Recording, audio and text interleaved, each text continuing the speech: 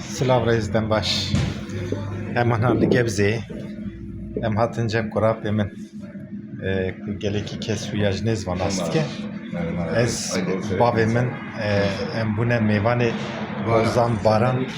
Ozan Baran me ani xarine emana xaringe yine mehi despene kriye bunayı mugaz beşta video bikşinim le bırak ber ez xarin nakşinim. Slav hadde Gerek spas kriye buna meyvandarya kurap xwe Ozan Baran gele vala Ozan Baran le Gebze'yi salona uici heye gerek salona ki mezine nave salonu Anadolu Sarayı undikarın şahi xwe sünnet-i zarı xwe roji xwe xoş vederi بدلکی راحت در بس بکن.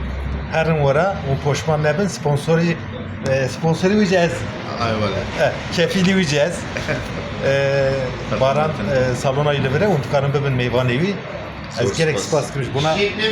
İro emci rojaki mene kayde. Jiber ko mamosta bizar.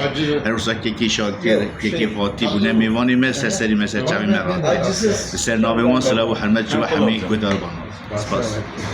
Gerek spas kmış buna meyvandarya Ozan Baran ile Gebze'yi civicili ve dere Anadolu Sarayı. Salona ki gerek mezine seyhatte karın şahi xwe roje xwe xoş li ve dere derbas bikin. Ez waha bavê mijîlvê heberîne ji garajî ve xwe daha kusurîne nebin. İnşallah rûpen nayê xwe dikirin. Baran akrabay min e. Apê min Xalit bavê Baran û her wiha Fatih birayê min ê piçûk ew ji me re ye.